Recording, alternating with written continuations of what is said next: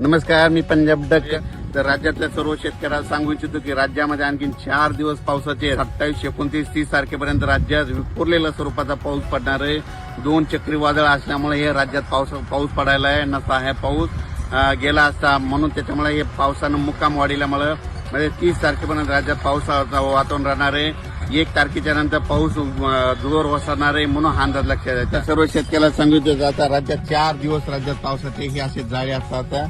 हे जाळे पडले त्यानंतर सगळीकडे शेतामध्ये जाळे पडलेले आहेत आणि हे जाळे पडल्याच्या नंतर राज्यातला पाऊस 12 दिवसाला निघून जातो. पण राज्यातल्या सर्व शेतकऱ्याला सांगितलं होतं की आणखीन राज्यामध्ये 4 दिवस पावसाचे आहेत. म्हणजे ते पाऊस कधी पडणार आहे, म्हणजे 28, 29, 30 या 4 दिवस राज्यामध्ये पाऊस पडणार आहे, म्हणून हा अंदाज लक्षात घ्यायचा. तुम्हाला सांगू इच्छितो 28, 29, 30 पूर्व विदर्भ, पश्चिम विदर्भ, दक्षिण महाराष्ट्र, उत्तर महाराष्ट्र, कोकणपट्टी, खानदेश, मराठवाडा, त्याच्यानंतर उत्तर महाराष्ट्राकडे देखील पडणार आहे. मुंबई, पुणे, नाशिककडे पडणार आहे, म्हणून हा अंदाज लक्षात घ्यायचा.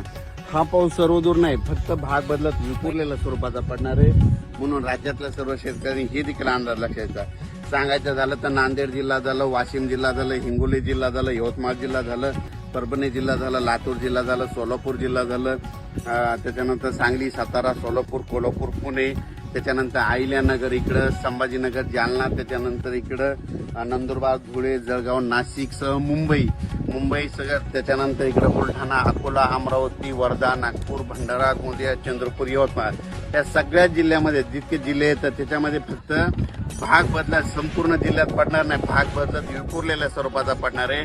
आणखीन राज्यात 4 दिवस पावसाचे असणार आहेत, म्हणून हे अंदाज लक्षात येतात.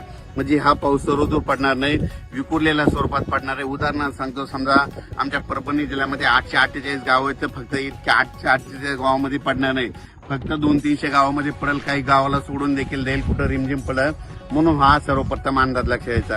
आणि राज्यातल्या सर्व शेतकऱ्याला ऊसाचे जे कारखान्याला जे लेबर गेले त्यांना एक सांगू इच्छितो की 4 दिवस आणखीन पाऊस असणार आहे, म्हणून तुम्ही तुमची स्वतःची काळजी घ्या. या पावसामध्ये विजेचं प्रमाण असणार आहे, म्हणून हे लक्षात येतं. त्याच्यानंतर 2 तारखेच्या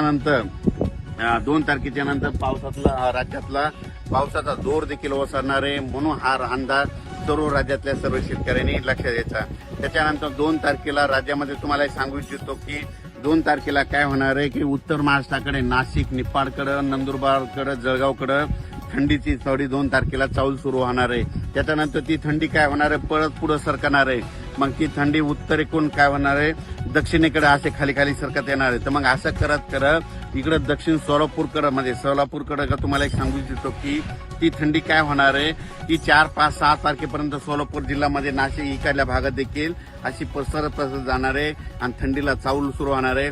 पण हे थंडी सुरू होत असताना काय असतं, थोडं ढगाळ वातावरण असतं, पण हे लक्षात येतं. मग त्या ढगाळ वातावरणामुळे काय होतं की राज्यामध्ये बघा तुम्ही 2 तारखेच्या नंतर 2 तारखे ते 7 तारखेच्या दरम्यान राज्यात काही जण धुके म्हणतात, काही जण धुरळी म्हणतात, कोणी धुके धुरळी असं म्हणतात, विदर्भात धुरळी म्हणतात, काही धुकं म्हणतात, म्हणून हे लक्षात येतं. म्हणजे 2 तारखेपासून तर 7 तारखेपर्यंत राज्यामध्ये चांगली धुके धुराळी येईल आणि आज देखील जाळी धुई आलेली आहे. म्हणून आता हे संकेत दिलेत निसर्गाचे की राज्यातला पाऊस आता 12 दिवसांना आता निघून जाणार आहे, म्हणून अंदाज लक्षात येता.